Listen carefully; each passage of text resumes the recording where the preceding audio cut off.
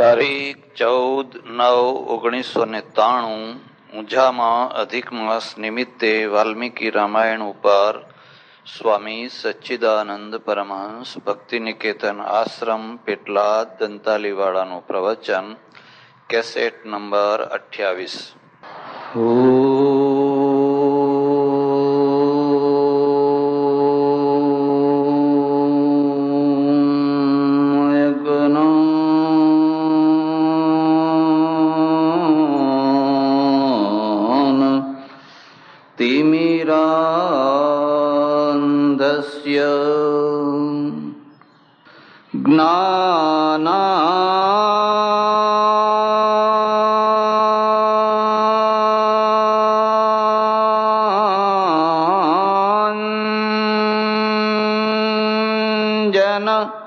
શલાકયા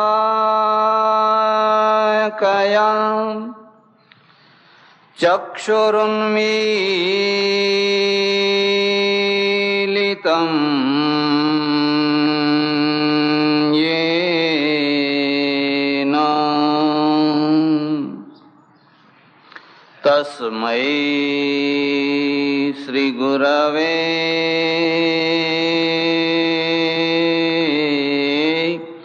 નમઃ। માતાઓ, બહેનો અને ધર્માભિલાષી સજ્જનો, મહર્ષિ વાલ્મીકી વિરચિત રામાયણ મહાકાવ્યનો આધાર લઈને વર્તમાન જીવનના જે પ્રશ્નો, એ પ્રશ્નોને જાણવા સમજવાનો પ્રયત્ન ચાલી રહ્યો છે।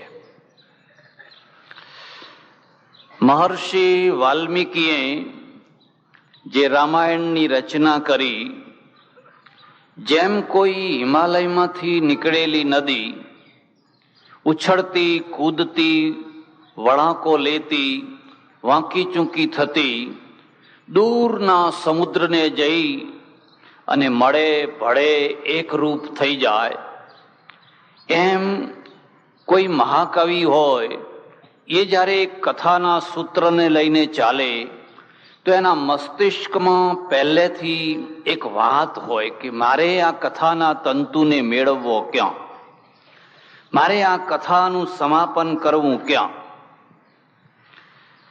વાલ્મીકી શું ઈચ્છે છે? વાલ્મીકી ઈચ્છે છે રામ રાજ્યની સ્થાપના। પ્રજાના બધા સુખોના મૂળમાં રાજ્ય સુખ, રાષ્ટ્ર સુખ છે એ બહુ મહત્વનું સુખ છે। એટલે વાલ્મીકી એમના મહાકાવ્યનું સમાપન એક એવી જગ્યાએ કરવા માંગે છે કે જ્યાં રામને પોતાનું બધું પાછું મળે અને પ્રજાને પણ પોતાના બધા અરમાનો, અપેક્ષાઓ પ્રજાની પણ પૂરી થાય। આપણા આગળ એક બહુ મોટો મહત્વનો પ્રશ્ન છે કે રામ રાજ્ય એટલે શું? રામ ગાદીએ બેસે એટલે રામ રાજ્ય, કે રામે જેવું રાજ્ય કર્યું હતું એવું રાજ્ય કરવામાં આવે તો રામ રાજ્ય? અથવા આ શબ્દ ઉપલક્ષિત છે, રામ હોય કે કોઈ બીજો ગમે તે હોય, પણ જે રાજ્યની અંદર સત્ય, ન્યાય વગેરે તત્વો પૂરેપૂરા સચવાતા હોય એવું રાજ્ય, રામ રાજ્યનો અર્થ શું?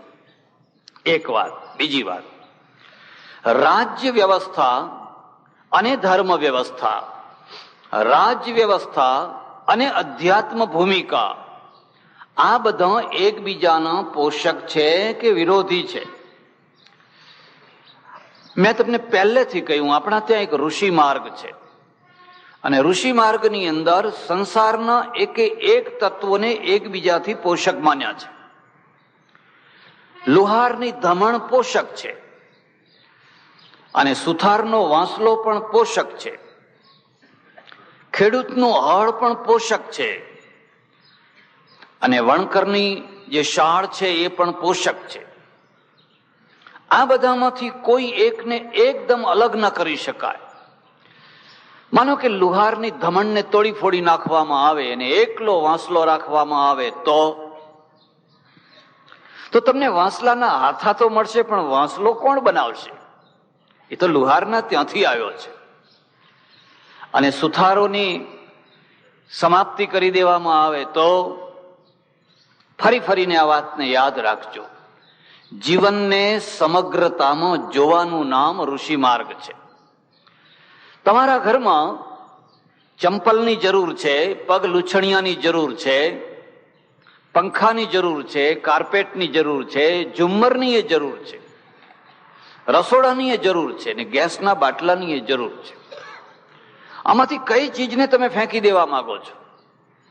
અને એમાંથી જો એક ચીજને ફેંકી દો, આખા ઘરમાં સૌથી ખરાબમાં ખરાબ સ્થાન કોનું? ઝાડુનું. અને ઝાડુને ફેંકી દો, બસ. ઝાડુ આપણા ઘરમાં નહીં રાખવાનું. મહિના પછી ઘરની દશા શું થશે? 1 મહિના સુધીમાં તો ઘર ઊભું રહેવાનું ક્ષેત્ર નહીં રહે. 1 મહિનામાં ઘર આખું અવ્યવસ્થિત થઈ જશે. ઝાડુની જરૂર છે. આ સમગ્રતા છે. 2 ભાગ પડ્યા. અધ્યાત્મ એટલે કોરું અધ્યાત્મ. રાજાની વાત ના કરવી. ઘણી વાર લોકો ભેગા થાય અને પછી જયારે એમના સમાજની સંસારની વાતો કરતા હોય ત્યારે લોકો કહે બસ કરો, એવી વાતો અહીં નહીં કરવાની. ભગવાનની વાતો કરો, એવી વાતો અહીં નહીં કરવાની. અરે ભાઈ, તમે સમજતા નથી. ભગવાનની વાતો ના હોય. શું વાતો હોય કહો ભગવાનની? ભગવાનની વાતો કરીને કરશો શું? ભગવાનની વાતો, ભગવાનની વાતો ના હોય. વાતો સમાજની, સંસારની હોય. અને કોઈ સંસારની વાતો કરે છે તો એના ઉપર ઘૃણા ના કરો. તમે જો ખરેખર સાચા આધ્યાત્મિક પુરુષ હોવ તો એની વાતોને ઉકેલી આપો. સંસાર એક કોયડો છે. સંસાર એક પ્રશ્નાવલી છે. એમાં એટલા બધા પ્રશ્નો છે. જેમ પેલું પેપરમાં આવે છે ને, ખાના પૂર્તિ કરવાનું, કાળા ટપકા ધોળા ટપકા. સંસારમાં કેટલીય ખાના પૂર્તિઓ કરવાની હોય છે અને ઘણા માણસોને નથી આવડતી હોતી. એનો સંસાર મોટો છે, એનું ઘર મોટું છે, એની પેઢી મોટી છે, પણ ખાલી જગ્યા ભરતા એને આવડતું. અને ખાલી જગ્યાએ જો ખોટો અક્ષર મૂકી દો તો શબ્દ બગડી જાય. સંસારની અંદર પણ દરેકની પાસે ખાલી જગ્યાઓ છે. અને ખાલી જગ્યામાં કયો અક્ષર મૂકવો, કયું તત્વ મૂકવું, એ જો ના આવડતું હોય, અને ખાલી રહે એનો વાંધો નહીં, પણ જો બીજું કંઈક મુકાઈ ગયું એની જગ્યાએ તો અર્થનો અનર્થ થઈ જાય. એટલે હું તમને ખાસ વાત કહું છું, કોઈ સંસારની વાતો કરતા હોય, હવે સાસુઓની વાતો વહુઓ નહીં કરે અને વહુઓની વાતો સાસુઓ નહીં કરે તો કરશે શું? હવે ભગવાનની તો કેટલી વાતો કરવી? હવે કહો, કેટલી સુધી ભગવાનની વાતો કરવી? કરવા દો એમને, વાતો કરવા દો, ખૂબ પ્રેમથી કરવા દો. પણ પ્રશ્ન એ છે કે એનો ઉકેલ લાવે તો એ વાતો સાર્થક છે.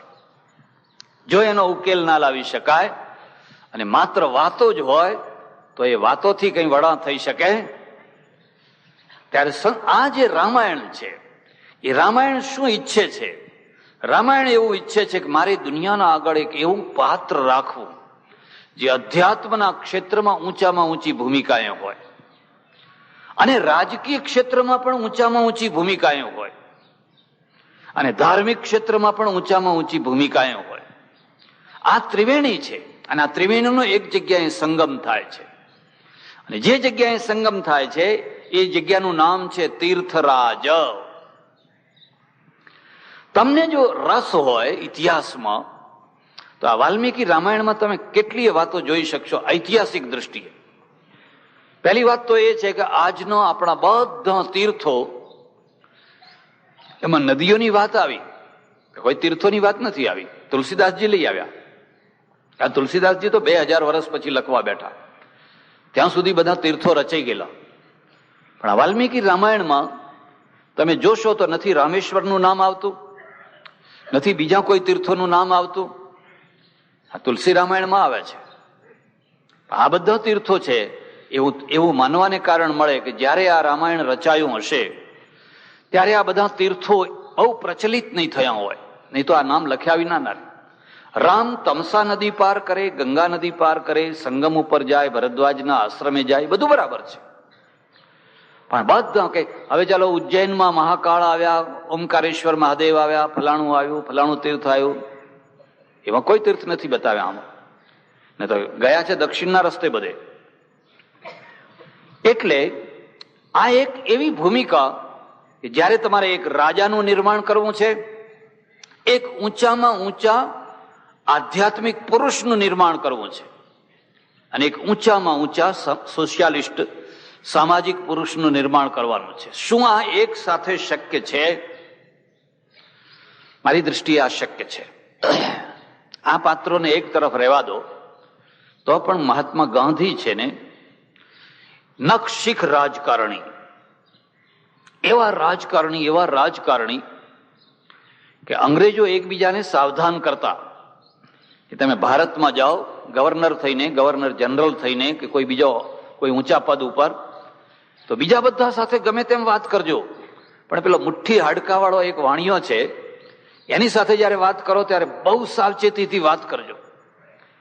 એ કઈ ટાઈમે તમારી કઈ વાત પકડી લેશે એ કઈ કહેવાય નહીં. પૂર્ણ મુત્સદ્દી પુરુષ છે. મુત્સદ્દીગીરી વિના રાજકારણ ન ચાલી શકે. બીજી તરફ જુઓ તો ગાંધીજી કોઈ જગ્યાએ અસત્ય બોલ્યા છે, જુઠ્ઠું બોલ્યા છે? અંગ્રેજો તો ખાલ કાઢી નાખે જો જુઠ્ઠું બોલ્યા હોય તો, રાજકારણમાં, ધર્મકારણમાં, સમાજકારણમાં, વ્યક્તિગત જીવનમાં. એટલે એમણે આખા પુસ્તકનું નામ જ રાખ્યું સત્યના પ્રયોગો. હવે રાજકારણ અને સત્ય બેયને સાથે ચલાવવા કેવી રીતે? એમ કહેવાય, એમના સાથે વાળા માણસો મને કહેલું કે જે કોઈ ખબરપત્રીઓ કે ગુપ્તચરો હોય સરકારના, એમને ગાંધીજી કહેતા તમારે કઈ ગુપ્તચરી કરવાની જરૂર નથી, જે પૂછવું હોય મારી પાસે બધું ખુલ્લું છે, કશું સંતાડવાનું નથી, કઈ ગુપ્ત બેઠકો નથી, ને કોઈ અમારે આટાપાટા કઈ રમવાના નથી. સત્ય અને કરુણા ત્યારે થાય જે ગળા બૂડ રાજકારણમાં પડેલો માણસ છે એ સત્યથી 1 ઇંચ આગે ખસવા તૈયાર નથી, અને જે ગળા બૂડ અધ્યાત્મમાં ડૂબેલો માણસ હોવાનો દાવો કરે એ અસત્ય બોલે એવું સંભવી શકે ખરા? એવું શક્ય બને ખરા? હમણાં થોડા દિવસ પહેલા એક મહાત્મા આવેલા, કોઈએ પૂછ્યું મહારાજ તમારી ઉંમર કેટલી? 124 વર્ષની. હવે ખરેખર 75 ની આસપાસ. અમારે સાધુઓની આ એક મુશ્કેલી હોય છે, પહેલા બહુ નાની ઉંમર હોય ને પછી એકદમ 100 ઉપર કૂદકો મારી દે, અને 124 ની કે ત્યાં સુધી તો જણ ઠીક છે, 200 ની, 300 ની, 400 ની, 600 ની. અમારા ગુરુ કે 600 વર્ષની ઉંમરના છે. કોઈ સર્ટિફિકેટ છે? શું એનું પ્રૂફ શું? અને જો એ માણસ 100 થી નીચી ઉંમરનો હોય ને 600 વર્ષ લખાવતો હોય કે લખતો હોય તો તમે એને આધ્યાત્મિક પુરુષ કહી શકો ખરા?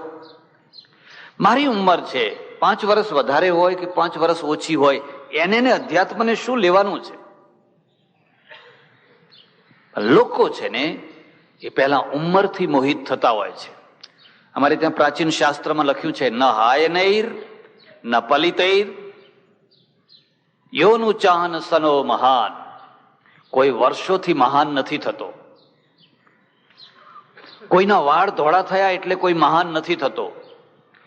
તો માણસ મહાન ક્યારે થાય? યોનું ચાન સનો મહાન. જે અનુચાન હોય, વેદ વેદતા હોય, જે વિચારક હોય, જે ચિંતક હોય, જે ઋષિ હોય, સ મહાન, એ મહાન છે. બીજું લખ્યું, જે યુક્તિપૂર્વકની વાત ન હોય, યુક્ત મુપાદેયમ વચયમ બાલકાદપી અન્યત ત્રણિમેવ ત્યાજ્યમ અપ્યુક્તમ પદ્મ યોનિના. નાનું બાળક છે એ પણ જો યુક્તિપૂર્વકની વાત કરતું હોય તો એની વાત સ્વીકાર કરો, પણ ઉપરથી બ્રહ્મા આવે અને એ પણ જો એમ કે દૂધ કાળા રંગનું હોય, દૂધનો રંગ કાળો હોય, તો બ્રહ્મા બોલે તો પણ એની વાતને કોઈ સ્વીકાર કરે? તો બ્રહ્માની મહિમા છે કે વાણીની મહિમા છે? અમારે વાચસ્પતિ મિશ્રે લખ્યું છે, નહીં શ્રુતિ સહસ્રમ અપી ઘટમ પટયિતુમ ઈશતે. 1000 વેદ ભેગા થાય, 1000. નહીં શ્રુતિ સહસ્રમ અપી ઘટમ પટયિતુમ ઈશતે. તો પણ એ ઘટને પટ ના બનાવી શકે. ઘટ એ ઘટ જ છે અને પટ એ પટ જ છે. આ આપણી પરંપરા છે.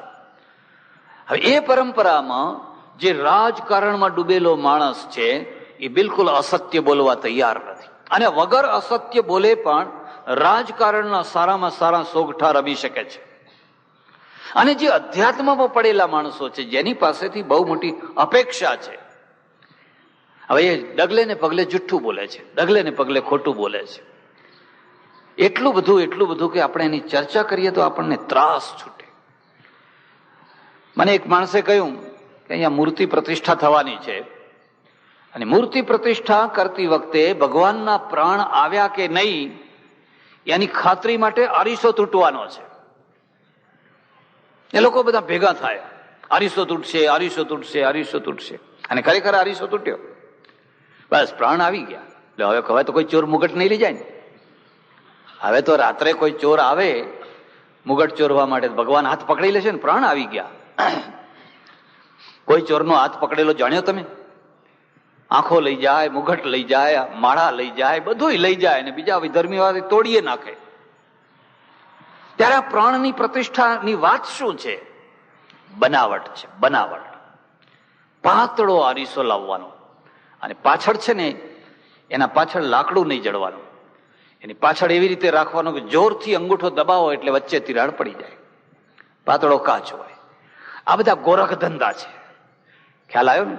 અને આ ગોરખ ધંધા એટલા મોટા પ્રમાણમાં ચાલે છે, મોટા મોટા પુરુષો ચલાવે છે.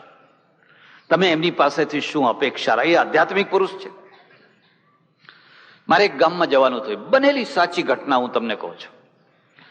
મારે ત્યાં એક સજ્જન આવ્યા, મને કહે અમારે ગામમાં એક મંદિરની ખાતવિધિ કરવાની છે, તમે આવશો? મેં કહું આવીશ. પણ માણસ સામાન્ય, ગામમાં એની કોઈ પ્રતિષ્ઠા નહીં, એવા 3-4 ભેગા થઈ ગયેલા. આજકાલ આવું ઘણું ચાલ્યું છે, આવું ઘણું ચાલ્યું છે. મંદિર ઉભું કરો, ફલાણું ઉભું કરો, ફંડફાળા કરો. જ્યાં જરૂર ના હોય ત્યાં મંદિરો ઉભા કરે, જરૂર હોય ને ઉભા કરે તો સમજ્યા બરાબર છે. એટલે હું તો ગયો, એક બે બીજા મહાત્માઓ આવેલા.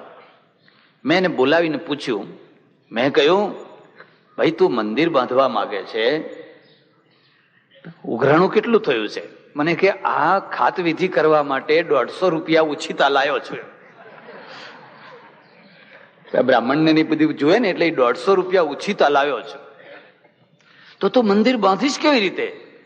મને કે મહારાજ તમે બેઠા છો ને. એટલે આપણે પેલા કેવું હતું ને તો હું ઉભો થઈ જાતો, બેઠો જ ના. તો મને ખાત વિધિ કરાવવા લાવ્યો છે. હું તો મુસીબતમાં પડી ગયો. અમે તો એક હાઈસ્કૂલના એક રૂમમાં બેઠેલા, ત્યાં ઓચિંત, અને બન્યું એવું કે એ દિવસે સભામાં કોઈ માણસો જ નહીં. ગામમાં 4 જાનો આવેલી, એટલે બધા જાનમાં રહે, કઈ સભામાં આવે. તે સભા સામે જોઈએ તો નિરાશા, અમે જુઓ તો નિરાશા. અને હવે આ કે છે કે 150 રૂપિયા ઉછી તો લાયો છો. અડધો કલાક અમે બેઠા હશું ને ત્યાં તો 2-4 માણસો દોડતા આવ્યા, ભગવાન પ્રગટ્યા, ભગવાન પ્રગટ્યા, ભગવાન પ્રગટ્યા. શું થયું? એટલે પેલો માણસો હાથમાં એક ભગવાનની નાની સરખી મૂર્તિ અને દોડતો આવ્યો. મને કે બાપજી જ્યાં પાયો ખોદતા હતા ને ત્યાંથી ભગવાન પ્રગટ્યા. એ મેં મૂર્તિ જોઈ તો મૂર્તિ છે ને એ પ્લાસ્ટર ઓફ પેરિસની પેલી આવે ને એવી, એને પાવડો વાગેલો એટલે ખરોંચ પણ આવેલો. એટલે હું સમજી ગયો કે આ ભાઈએ પરાક્રમ કરેલું છે, આ ભાઈએ પરાક્રમ કરેલું છે. શું પરાક્રમ કરેલું છે કે 5, 10, 15 દિવસ, મહિનો પહેલા એ જગ્યાએ જઈને દાટી આવ્યા છે. અને પછી એ પાયો ખોદતી વખતે એમ કે આ ભગવાન પ્રગટ થશે. કેવા કેવા લોકો ઉપાયો કરે. એક ખાડો ખોદે જાતે, અને પછી એના નીચે છે ને તો 2-4 મણ ચણા નાખી દે, 2-4 મણ. પછી એના પર ધૂળ નાખે, પછી એના ઉપર હનુમાનજી મૂકે, અને એના ઉપર પછી પાછી માટી નાખે. આ બધું હરખું થઈ જાય, કોઈને ખબર ના પડવા દે. થોડાક દિવસ થાય પાર, મહારાજ વર્ષે પાછા આવે, શું કરે, પેલા નાખ્યા હોય ને ત્યાં બેસીને રોજ નાય. રોજ નાય એટલે પેલા ચણા પલળે, પલળે એટલે ફૂલે, ફૂલે એટલે પેલી મૂર્તિ. અને પછી મને સ્વપ્ન આવ્યું છે એમ કે અહીં હનુમાન પ્રગટ થવાના છે. દાદા આવીને મને રાત્રે લાલ ચોળ એમ કે શું કરી રહ્યો છે, અને ખરેખર મૂર્તિ પ્રગટે અને ગામ ઘેલું થાય. ઓહો, કઈ ગામ ઘેલું થાય, કઈ ગામ ઘેલું થાય. જેનું જે થવું હોય એ થાય. આપણું મંદિર બંધાઈ ગયું અને આ મંદિર પાછા ચમત્કારિક, આ હનુમાન પાછા ચમત્કારિક બને. એટલે આખા ગામના લોકો છે ને તેલ ને સિંદૂર, તેલ ને સિંદૂર, શનિવાર ને મંગળવાર તેલ ને સિંદૂર. મારા ઓળખીતા એક મહારાજ મારે ત્યાં રહેતા હતા, ઘણો સમય રહ્યા. પછી હવે એક હનુમાનજીમાં ચાલ્યા ગયા.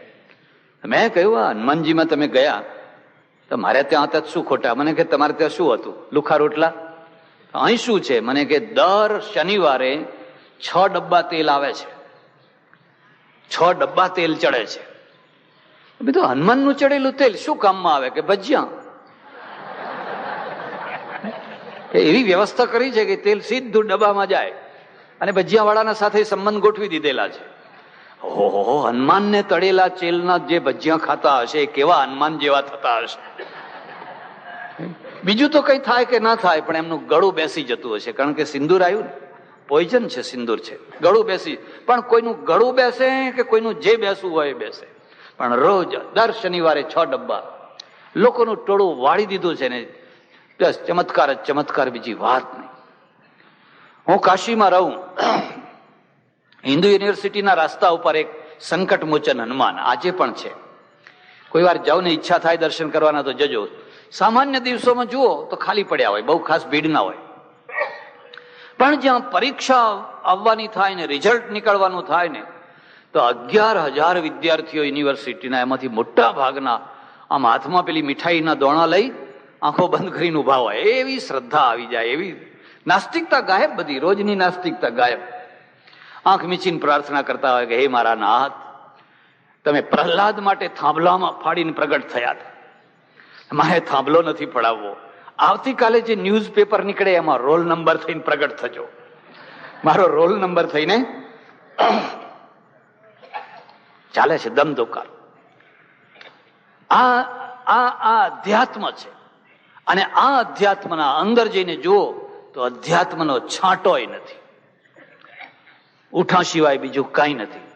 પેલો સાચો આધ્યાત્મિક પુરુષ છે, એ રાજકારણમાં બેઠેલો હોવા છતાં પણ એ માણસે કહ્યું હું જુઠ્ઠું નહીં બોલું. હા, ધર્મરાજાએ નરોવા કુંજરોવા એટલું અડધું જુઠ્ઠું બોલ્યા અને એમનો રથ નીચે આવી ગયો હતો. પણ ગાંધીજી માટે હજુ એવું નથી કહેવાતું કે કોઈ વાર અડધું જુઠ્ઠું પણ બોલ્યા હોય, એવું નથી કહેવાતું. ત્યારે આ મોટામાં મોટો પ્રશ્ન છે કે રામ રાજ્ય છે એમાં અધ્યાત્મની સાથે એ રાજ્ય હોય, ધર્મની સાથે હોય, કે પછી અધ્યાત્મ અને ધર્મ એક અલગ વસ્તુ છે?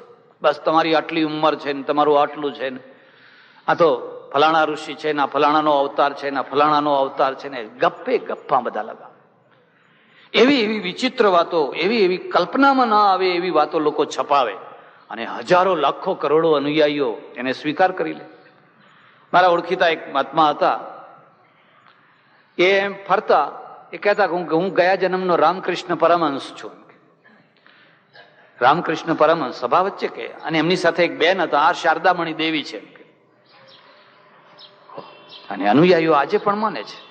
હવે એટલેથી વાત અટકી હોત તો સારું હતું. એ જ ટાઈમે એક બીજા માણસે કહ્યું હું એ રામકૃષ્ણ પરમહંસ હતો, અને એ એટલેથી જ ના અટક્યા. એ તો કે છે રામકૃષ્ણ પરમહંસ હતો, એના પહેલા છે ને તે હું જ્ઞાનેશ્વર હતો, રામદાસ હતો, અને એના પહેલા હું કબીર હતો. એટલે કબીરમાંથી રામદાસ થયો, અને રામદાસમાંથી પછી રામકૃષ્ણ પરમહંસ થયો, અને હવે તમારા બધાનો ઉદ્ધાર કરવા આ રૂપમાં આવ્યો છે. કોઈ પડકાર નહીં, કોઈ પૂછી નથી શકતું. હળહળતું જુઠ્ઠાણું, જરાક તો સાચું, કંઈક તો સાચું બોલો. અને જે હળહળતું જુઠ્ઠાણું બોલતા હોય એમની પાસેથી તમે કયા અધ્યાત્મની અપેક્ષા રાખો છો? રામ રાજ્યનો શું અર્થ છે? રામ રાજ્યનો એવો અર્થ નથી કે તમે એમ સમજો કે કોઈ રામ રૂપી આવે ને ગાદી ઉપર બેસી જાય એટલે રામ રાજ્ય થઈ જાય, કે રામ રાજ્ય બોલવાથી થઈ જાય. રામ રાજ્યનો અર્થ એ છે કે એવો વ્યક્તિ ગાદી ઉપર બેઠો હોય જે જુઠ્ઠું ના બોલતો હોય, જે અન્યાય ના કરતો હોય, જે પક્ષપાત ના કરતો હોય, જે સૌનું ભલું ઈચ્છતો હોય, સૌનું કલ્યાણ ઈચ્છતો હોય, અને તો જ પ્રજા સુખી થઈ શકે. ચાણક્ય લખ્યું છે સુખનું મૂળ રાજા છે, અને રાજાનું મૂળ છે એ ધર્મ છે, અને ધર્મ છે એટલે રાજધર્મ છે એ ચતુર્મુખી છે, એના 4 મુખ છે. યાદ રાખવા હોય તો રાખી લેજો. એનું જે પહેલું મુખ છે વહીવટી તંત્ર, એનું જે બીજું મુખ છે એ રક્ષા તંત્ર, એનું જે ત્રીજું મુખ છે એ ન્યાય તંત્ર, અને એનું ચોથું જે મુખ છે એ અર્થતંત્ર, વિત્ત તંત્ર. આ એના 4 મુખ છે. રાજા રામ રાજ્ય કરવા માંગે તો એને પહેલા વહીવટ સુધારવાનો, ને વહીવટ બગડી શકે છે ને વહીવટ સુધરી શકે છે. સૌરાષ્ટ્રમાં એક જસદણ નામનું સ્ટેટ છે, અને જસદણ નામના સ્ટેટની અંદર 17 વર્ષનો કાઠી દરબાર ગાદીએ બેઠો, 17 વર્ષનો છોકરો. અને દરબારોમાં એવી અંધાધૂંધી વ્યાપેલી, વ્યસનમાં ચકચૂર રહે. મુનિમ મહેતા કારભારી રાખ્યા હોય, એ કારભારીને રાજ કરવાનું, પેલાને ફુરસદ ના હોય, ભણેલા ના હોય, રાજ કરવાની આવડત ના હોય, અને કારભારી છે ને એવી ખુશામત કરે ને બાપુ બાપુ બાપુ બાપુ પડેલો બોર્ડ ઉપાડે, બધું લૂંટી લે, ચૂસી લે. જળોઈ જેમ ચૂસે ને એમ ચૂસી લે. તમે ઇતિહાસ જોજો, સૌરાષ્ટ્રના રાજવીઓ મોટા ભાગના દેવાદાર અને એમના કારભારીઓના દેવાદાર, એમના પોતાના મહેતાઓના કારભારીઓના દેવાદાર. એટલે કારભારી સમૃદ્ધ બને અને રાજા છે એ દેવાદાર બને. બાપુ તમે કહો છો પણ તિજોરીમાં પૈસા નથી, વ્યાજવા લાવે. આ 17 વર્ષનો છોકરો ગાદીએ બેઠો. પરાક્રમ માટે ઉંમરની જરૂર નથી, અને પરાક્રમ કોઈ પણ ઉંમરે કરી શકાય છે. અહેમદ શાહ અમદાવાદની ગાદીએ બેઠો, 13 વર્ષનો છોકરો, અને પહેલા દિવસે લડાઈ લડ્યો, પહેલા જ દિવસે, જે દિવસે બેઠો એ દિવસે, અને વિજયી બન્યો. 13 વર્ષના છોકરાની શી શક્તિ! આ ગાદીએ બેઠો, અંધાધૂંધી બધી સ્ટેટની અંદર 4 તરફ ફરવા નીકળ્યો નહીં. એક ખેડૂત, અને આ દિવસો અત્યારે બાજરી લેવાના દિવસો, વાદળા ઘેરાયેલા, ખડું કરેલું, બધું પગરવ કરીને બધું હરખું કરેલું, અને રાજાનો મામો છે ને એ સગો મામો નીકળ્યો. અફીણ પીધેલું ને અફીણ ઉપર હોકો, અને હોકો બુજાઈ ગયો. હોકો બુજાઈ ગયો એટલે પેલું ખડું જોયું ને એટલે કે આવી મણની ગાળો કોઈ ખેડૂતને કોઈ પ્રેમથી માનથી ના બોલાવે. હલકા જ શબ્દો બોલવાના, તિરસ્કાર ભરેલા શબ્દો. અને આપણે પણ એક એવો સમાજ લઈને બેઠા છીએ કે દરેક કોમના 2 નામ, દરેક કોમના, ખરા કે નહીં? એક જરા સરખું અને એક બીજું અપમાન કરવા માટે. દરેકના 2 નામ. એટલે મણની ગાવી ચોપડે લાવ, કે તારી દંતાલી લાવ, તોડે ને એનો હોક્કો ભરવો જ મારે. દેવતા પાડ, એનું લાકડું બહુ કઠણ હોય, અને કઠણ લાકડાનો હોક્કો છે ને જલ્દી બુઝાય નહીં. એટલે પેલો બિચારો કરગરે, આવડો મોટો ચોરણો પહેરેલો, જાડો, એની પત્ની 2 બહાર, બાપુ કે 12 મહિનાનો મારો રોટલો, અને ઉપર વાદળા છે ને, જો આજ ખડું ના લઉં તો મારું બધું પલળી જાય. એમ તમે કહો તો હું બીજા લાકડા લાવીને તમને પાડી આપું. હામું બોલે છે એમ કે પણ આજ આનો જ પાડે એમ કે. તે દંતાલી તોડાઈ નાખી અને એનો દેવતા પાડ્યો. મામાનો હોકો ભર્યો, મામા ગુડુક ગુડુક ગુડુક કરતા આગળ ચાલ્યા. અને બન્યું એવું કે થોડી વાર થઈ હશે અને ઝાપટું પડ્યું. ખેડૂત તો કેવો છે, મોઢે આવેલો કોળિયો ક્યારે જાય કઈ કહેવાય? જ્યારે એના ઘરમાં 5 ગાડા ભરીને આવે ને ત્યારે એને આવ્યું એમ લાગે, પણ આ તો 5 વર્ષે આવ્યું છે, 5 વર્ષમાં ગયું કેટલું? અને બધું પલળી ગયું. અને એની સ્ત્રી છે ને એ કકડી ઉઠી. અને આ એક દુનિયામાં નિયમ છે, જ્યારે પણ કોઈ પણ જગ્યાએ ક્રાંતિ થઈ છે ને એનો પહેલો અંગારો કોઈ સ્ત્રીએ મૂક્યો હોય છે. પુરુષ નહીં, પુરુષ તો મળદું, શિવ શવ મળદા જેવા. પેલે આલરડા ગાય નાખુતા હોય, એ આલરડા ગાય અલોલોલો હાલ ઘોડિયામાં હુવાડી દીધા હોય. 6 ફૂટના માણસને, હો, છોકરાની વાત નથી કરતો. જ્યારે પણ કોઈ પણ જગ્યાએ દુનિયામાં ક્રાંતિ થઈ છે ને, એનો પહેલો ભડકો કોઈ સ્ત્રીએ કર્યો છે. પછી પુરુષો આગળ આવી જાય. અને આ સ્ત્રીથી રહેવાયું નહીં. આ રાજ્યમાં રહેવું મૂળું ધૂળ જેવું, પેટનો રોટલો ગયો, આમ ગયું તેમ ગયું. એ પેલો ખેડૂત રોવા બેઠો. ઓહો, પુરુષની કઈ લાચારી. દાંપત્ય ખરું, ગ્રહસ્થાશ્રમ ખરો, પણ પુરુષની કઈ લાચારી. નોકરી કરે છે, શેઠ રજા જ નથી આપતા, પગાર નથી આપતા, કામ નથી ફલાણું થતું. પેલી સ્ત્રી એને રોજ કહે છે આ લાવો પેલું લાવે, અને લાચારીમાં એ રડ્યા કરે છે. શું કરું? મને આવો શેઠ મળ્યો છે. પુરુષની લાચારી અને સ્ત્રીનો બળાપો, આ બે ભેગા થાય. એમાંથી શું થાય? વેદના, એક પીડા. સમસમીને રહી જાઓ, જિંદગી પૂરી કરો, જેમ તેમ કરીને જિંદગી પૂરી કરો. એક પુરુષ સાંજે આવે, થાક્યો પાક્યો હાર્યો, કેટલી ગાળો ખાધી હોય, કેટલા મહેણા સહન કર્યા હોય, કેટલા અપમાન સહન કર્યા હોય, અને એમાં ને એમાં એ અડધો થઈ ગયો હોય. અને ઘરની સ્ત્રી છે એ બળાપો કરતી હોય, તમે તેલ લેતા આવ્યા, તમે શાકભાજી લાવ્યા, તમે ફલાણું લાવ્યા, આ છોકરાની ચડ્ડી ફાટી ગઈ છે, આ ફલાણું લાવ્યા. પેલો અડધો થઈને આવ્યો હોય અને અહીં બળાપો થતો હોય. અને પછી આ ગાડું ખેંચવું કેવી રીતે? આ ગાડાનો ભાર ક્યાં કેવી રીતે ખેંચવો? એટલે સંસારને દુસ્તર કયો છે. સંસારને તરવો અઘરામાં અઘરું કામ છે. એટલે બિચારો રડવા બેઠો. શું કરું હું? એમ કે. એટલે પેલી સ્ત્રીએ કહ્યું, લો બલિયા પહેરો. ત્યારે શું કરું હું? ત્યારે આ છેવટનો ઉપાય. કેવી વિચિત્ર વાત છે. કદી કોઈ પુરુષ એમ કે છે કે લે લાકડી પકડે? ત્યારે સ્ત્રીનું કશું ના ચાલે. એટલે એક મહાશસ્ત્ર છે, લે પહેરો હવે આ બલિયા. એનો અર્થ એ છે કે તમે બલિયા પહેરવાને, બંગડીઓ પહેરવાને લાયક છો. શું કરવું? કઈ નહીં, આપણે ચાલો કાલ રાજા પાસે. અને રાજાને જઈને ફરિયાદ કરીએ કે તું જાણતી નથી બધા કેટલાય રાજા આવ્યા ને આપણને કોઈ પેસવાય નહીં દે ને, ઉલટો રાજા ઉપરથી આપણો દંડ કરશે. આ તો રાજાનો મામો હતો.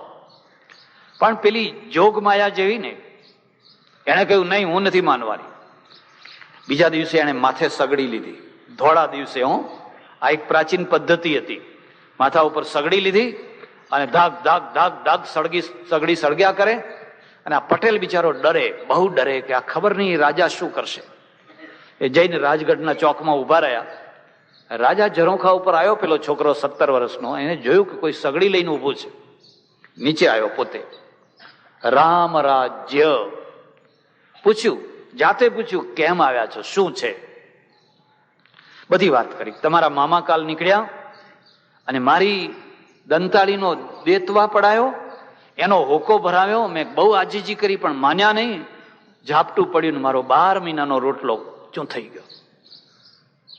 એમ સાચી વાત કે? આ સાચી વાત છે. ચાલો એક તરફ ઉભો રહે. અને 17 વર્ષના છોકરાએ કારભારીને બોલાવ્યો. મારા મામાને બોલાવો, એમ કે જ્યાં હોય ત્યાંથી બોલાવો, અત્યારે ને અત્યારે બોલાવો. એટલે મામાને બોલાવ્યા. આખા રજવાડામાં ખળભળાટ મચી ગયો. અને મામા પાછા કેવા માથા ભારે. મામા કે આ ખેડૂતની દંતાળી કાલ તમે તોડીને દેવતા પાડેલો? હા, એ તો આપણી પ્રજા કહેવાય, આપણા ખેડૂત કહેવાય, આપણો હક છે એની. ના, મારે એટલું જ જાણવું છે કે તમે પાડેલો? કે હા પાડેલો. સારું, જાઓ ગામમાંથી એક બીજી દંતાળી લઈ આવો, કોઈ સુથારના ત્યાંથી 5 દાંતાવાળી લઈ આવ્યા. દાંતા કઢાવો. મામા કે તમને દંતાળી બહુ વાલી હો. દિવાલ સાથે ઉભા કરીને 5 દાંતા એમના છાતીમાં જડી દીધા.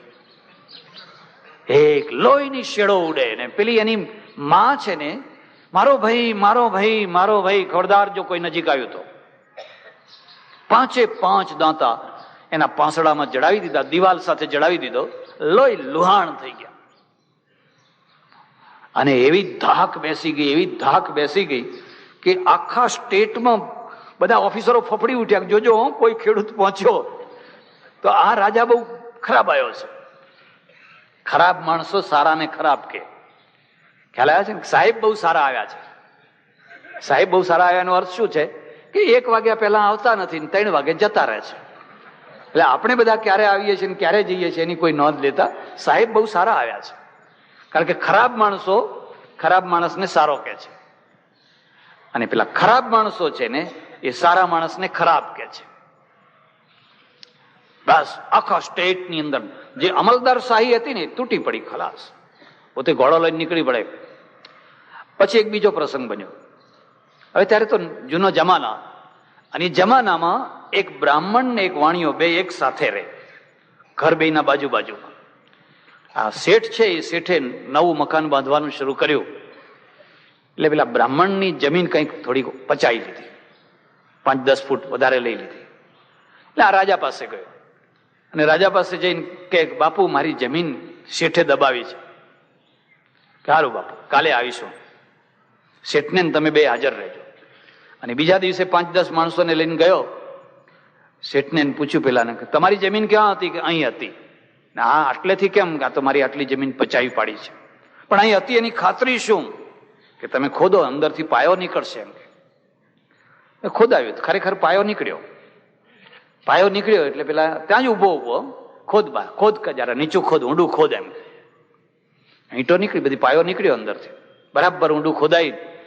પેલા શેઠને કે શેઠ તમને આ ધરતી બહુ વાલી હોય, એમ કે તમને ધરતી બહુ વાલી, ધરબી દીધા ત્યાં પાયામાં જ દાટી દીધા. આ કેસ ને આ વકીલ ને આ ફેંસલો, આ જજમેન્ટ, તરત નો તરત નિર્ણય. હવે કોઈની જમીન દબાવે ખરા? કોઈ હાઈકોર્ટ કે સુપ્રીમ કોર્ટ કે ફલાણી કોર્ટ કે આ સાક્ષી કે પેલો સાક્ષી. એક ત્રીજો પ્રસંગ બન્યો.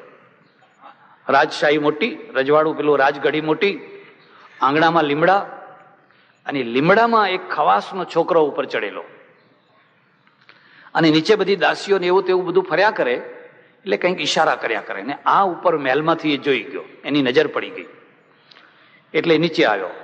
નીચે આવીને કહે છે ઉતર બા, હેઠો ઉતર, હેઠો ઉતર. એમ હેઠો ઉતર. હવે કોઈ એને જોઈને ધ્રુજવા માંડે કે નહીં? તમારી પર્સનાલિટી, તમારું વ્યક્તિત્વ, તમારે શાંતિ રાખો એમ બોલવું ના પડે. તમારું અસ્તિત્વ, તમારું વ્યક્તિત્વ જ શાંતિ છે. એ નીચે ઉતાર્યો. અલ્યા કે હનકારા કરતો હતો, હનકારા. એની કેડમાં પાછી છરી, પેલા છરી રાખે ને, કાઢ કે છરી કાઢવા, તે આંખ જ કાઢી લીધી. એની આંખ હતી ને, આંખ જ આખી જિંદગી માટે એની કાઢી લીધી. કોની તાકાત! રાતના 12 વાગે સોને મઢેલી કોઈની દીકરી જતી હોય, પણ કોઈની તાકાત નહીં કે આંખ ઊંચી કરી શકે. કેમ? રાજા જાગે છે, રાજા જીવે છે, અને એટલે વહીવટી તંત્ર જીવે છે. રાજા મરી ગયો, જીવતો હોય ને મળદું થઈ ગયો, એટલે વહીવટી તંત્ર મરી ગયું. અને વહીવટી તંત્ર મરી ગયું એટલે કોણ જીવતું થયું? ગુંડાઓ જીવતા થયા, અસુરો જીવતા થયા, અસામાજિક તત્વો જીવતા થયા. હવે રાતની વાત જવા દો, ધોળા દિવસે કોઈ દીકરી નથી નીકળી શકતી. રાતની વાત તો બહુ દૂર રહી ગઈ. કેમ? તંત્ર તૂટી પડ્યું, આખું તંત્ર તૂટી પડ્યું. કે ફલાણા સાહેબને કહીશું, ફલાણા સાહેબ ઉપર ફલાણા સાહેબને કહીશું, અરે અમારા મંત્રીઓ તો અમારા ઓળખીતા છે, અને મંત્રીઓને કહીશું. ત્યારે પાછળથી ખબર પડે કે જે પેલા ગુના કરનારા છે એ તમારા કરતા મંત્રીઓના વધારે ઓળખીતા છે. તમારી ઓળખાણ કરતા એમની ઓળખાણ વધારે છે, ને એ તો સાથે બેસીને ખાણી પીણીએ કરે છે. શું કરશો? કોને જઈને કહેશો? રામ રાજ્ય એમને એમ ના આવે. એટલે પહેલું છે ને વહીવટી તંત્ર, રામ રાજ્યનો અર્થ છે. બીજું શું છે? રક્ષા તંત્ર. તમારા સીમાડા કેવા છે? તમારી બોર્ડર કેવી સુરક્ષિત છે? અંગ્રેજોએ ઠેઠ કાબુલથી માંડીને રંગૂન અને લાસાથી માંડીને લંકા સુધી આખું એક છત્ર રાજ્ય કરેલું, અને 64 કરોડ રૂપિયા માત્ર મિલિટરીની પાછળ. 64 કરોડ રૂપિયા. BSF ને એવી કોઈ, CRP ને SRP ને એવી કોઈ પોલીસ નહીં, ખાલી પોલીસ ને મિલિટરી. માત્ર 64 કરોડ. અને 64 કરોડમાં આ બોર્ડરો ઉપર કોઈ ચકલું ના ફરકી શકે. હવે આપણી આજે આ બોર્ડરો કેવી છે? RDX થી ઉભરાઈ રહી છે ચારે તરફથી. ચાંદી લાવો, સોનું લાવો, ફલાણું લાવો, ફલાણું લાવો. આપણે બેઠા છીએ ને, કે ઘણા લોકો કે તમે કઈ વાંધો ના કરો, અમે બેઠા છીએ ને. રામ રાજ્ય કેમ નથી આવતું? શું થયું? રક્ષાતંત્ર તૂટી ગયું. મિલિટરીમાંથી છૂટા થયેલા માણસો આવીને બધી વાતો કરે. એટલો બધો ભ્રષ્ટાચાર કે એમ થાય કે આ દેશ જીવશે કેવી રીતે? ત્રીજું જે તંત્ર છે ને, ન્યાય તંત્ર. રામ રાજ્ય કરવું હોય તો ન્યાય તંત્ર. અને ન્યાય તંત્ર છે એ રાજાના ઉપર છે. રાજાનો પણ ન્યાય થઈ શકે, રાજાને પણ બોલાવી શકાય. બ્રિટનમાં જઈને તમે જોઈ શકો, અમેરિકામાં જઈને જોઈ શકો, રાજાના છોકરાને ઉભો કરી દેવામાં આવે. અને મેં જોયેલું, એના પેલા ચાર્લ્સ પ્રિન્સ છે, એને ગાડી જરા સ્પીડમાં ચલાવેલી, એક પોલીસે પકડી એને. પણ ત્યાં એક બહુ સારી સગવડ, બીજા જ દિવસે કેસ ને એ જ દિવસે નિવેડો. આપણી માફક મુદતો ઉપર મુદતો ને મુદતો ઉપર મુદતો ને એવું નહીં. અને એ કેસ ટીવી ઉપર આવે પાછો. અને એક આ તો કેવો નાનો ગુનો કહેવાય, નાના ગુનાનો જજ પણ નાનો. અને પેલો પ્રિન્સ છે ને એ કોર્ટમાં હાજર થાય છે. એમ નથી કહેતો સર્ટિફિકેટ લો સાહેબ, હું માદો છું, મને એટેક આવ્યો છે, દવાખાનામાં દાખલ થયો છું. એ તરત જ હાજર થાય છે, ટીવી ઉપર આખું બતાવે છે. પેલો જજ પૂછે છે, તમે ગાડી સ્પીડમાં ચલાવતા હતા? કે હા સાહેબ, થોડી મારી ભૂલ થઈ ગઈ, હું ગાડી સ્પીડમાં ચલાવતો હતો. હવે પોલીસ, સામાન્ય પોલીસ, અને ઉભો છે એની સામે, તરત જ 45 પાઉન્ડ દંડ, 45 પાઉન્ડ પેલો ભરીને છૂટો થઈને નીકળી જાય છે. આપણે કોઈનો આવો દંડ કરી શકીએ? એકાદ પોલીસ તો શું, કોઈ ડીએસપી એ પકડ્યા હોય તો એનું આવી બને, સમજો ને. રાજાના છોકરાને નહીં, કોઈ સામાન્ય છોકરાને પકડ્યું હોય તો. રામ રાજ્ય એમને એમ નથી આવતું હોતું. આ ન્યાય તંત્ર છે, અને એકદમ સચોટ સાચું જજમેન્ટ આપી શકે એવા ન્યાયાધીશો જોઈએ. અને છેલ્લે જે છે ને એ અર્થતંત્ર. તમારા દેશનું અર્થતંત્ર છે, એમાં રામ બેઠા છે. તમે હકનો પૈસો વસૂલ કરો છો, પ્રજાને હક શીખવાડ્યો છે. પ્રજાને તમે સાચા હો તો પ્રજા સાચી થાય. તમે હકનો રોટલો ખાતા હો તો પ્રજા હકનો રોટલો ખાય.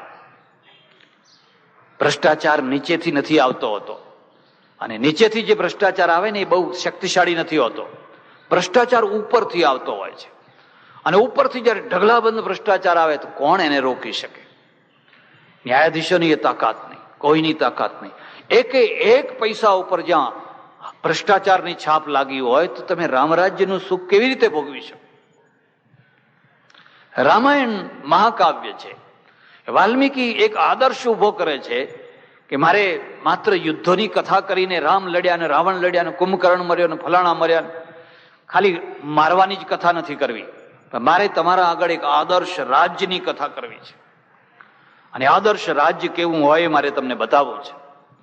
એટલે જયારે પહેલી શરૂઆત ક્યાંથી થઈ? વિભીષણને રાજ્ય આપી દીધું. વિભીષણ તું ગાદીએ બેસ, મારે આ રાજ્યની એક પાઈ ના જોઈએ. ના, રામે ધાર્યું હોત તો સોનાની લંકામાંથી બીજું કઈ નહીં તો સોનાની પોઠો તો લીધી હોત કે રાજ તું કર, પણ બાકી બધું સોનું મને લઈ જવા દે. એક પુષ્પક વિમાન સિવાય, અને એ પુષ્પક વિમાનનું પછી વિસર્જન કરી દીધું. રામે કોઈ ચીજ ના લીધી. વિભીષણને ગાદીએ બેસાડ્યા, અને પછી એ પુષ્પક વિમાનમાં વિદાય લીધી, બધાને નમસ્કાર કરીને, અને વિમાન પછી ઉડ્યો. એક બીજી વાત પણ યાદ રાખવા જેવી છે. આપણે પૂર્વજ ગૌરવ જીવિત પ્રજા છીએ. અમારી પાસે પુષ્પક વિમાન હતું, અમારી પાસે ફલાણું હતું. અરે હતું ભાઈ, બરાબર છે, પણ હવે શું છે?